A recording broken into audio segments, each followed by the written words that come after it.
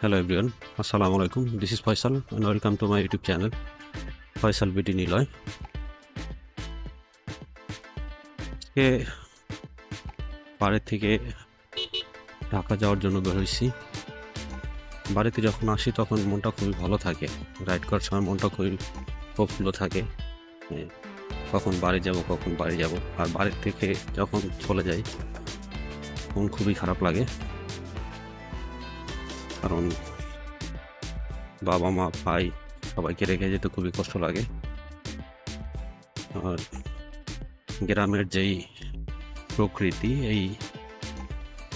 এই সুন্দর পরিবেশ রেখে যেতেও ঢাকার এই ইট পাথরের শহরে যেতে মনে খুবই কষ্ট লাগে। তারপরে যেতে হয় কেয়ার করার, জীবিকার তাগিদে আমাদের সবাইকেই যেতে হয়। ঠিক সেভাবে আমরাও আজকে ঢাকার উদ্দেশ্যে রওনা দিয়েছি আমাদের এই সুন্দর গ্রাম ছেড়ে।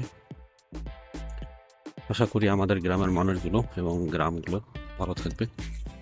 আর আমরা ঢাকা যাচ্ছি, সো সবাই আমাদের জন্য দোয়া করবেন, আমরা যেন ভালোভাবে ঢাকাতে বুঝতে পারি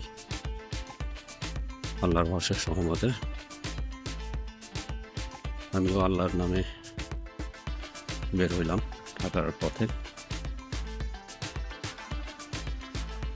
এই চারিদিকে যে সবুজগুলোকে ঢাকা গেলে খুবই মিস করি। এই যে পানের বরস, এখানে পান চাষ হয়, দুপাশে আছে। আর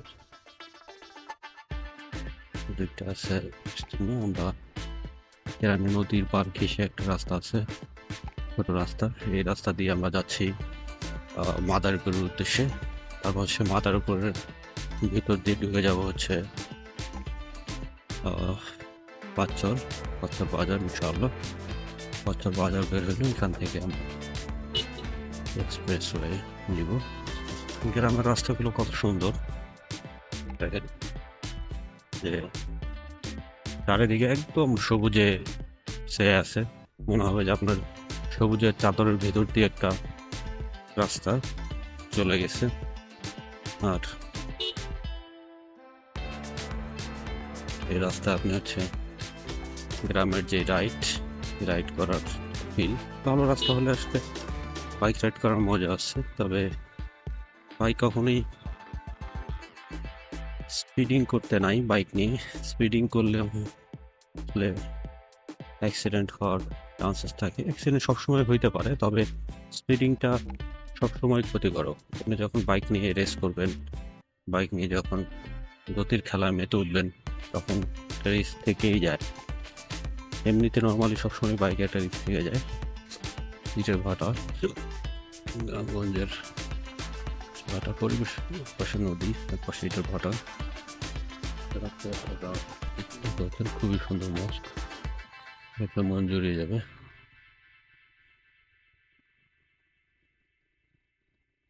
বলতে রাইড করতে চলে আসলাম কালকিনিতে, কালকিনি উপজেলায়। দেখতে পাচ্ছেন বাম দিকে সুন্দর একটা নদী, আর পাশেই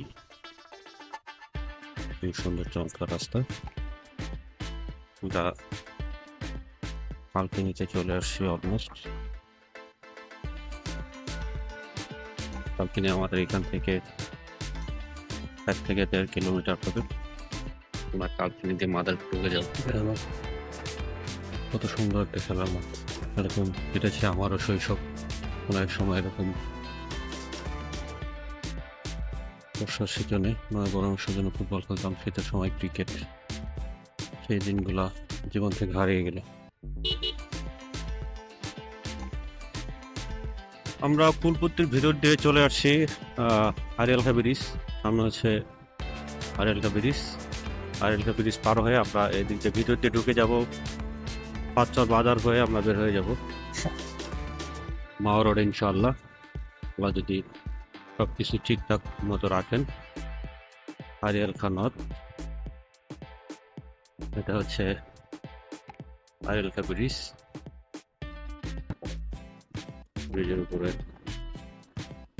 দোকানপাটের পশলা সাজাইছে সবাই। অবশেষে চলে আসলাম পদ্মা সেতু টোল প্লাজায়। এখানে হচ্ছে 100 টাকা টোল দিতে হবে পদ্মা সেতু পারাপারের জন্য।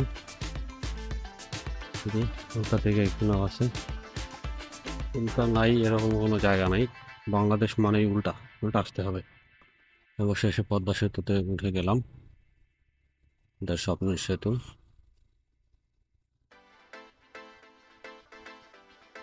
নাইট ভিউটা আছে, সর্বোচ্চ গতি সীমা 60, গতি সীমা মেনটেন করেই চালাবো ইনশাল্লাহ।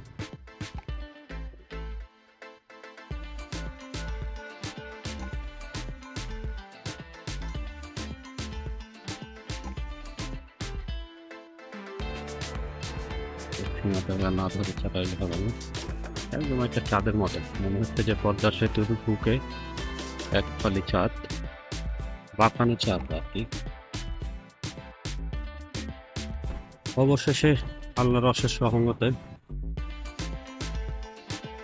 চলে আসলাম ঢাকার প্রবেশদ্বার বুড়িগঙ্গা সেতুতে। তো বুড়িগঙ্গা সেতু পার হইলেই ইনশাআল্লাহ ঢুকে যাবো আমরা ঢাকার ভিতরে। আর অবশেষে আল্লাহর অশেষ রহমতে চলে আসলাম ঢাকাতে, আমার বাসায়। রাস্তাঘাটে বিপদ আপদ হয় নাই, ভালোই আসতে পেরেছি।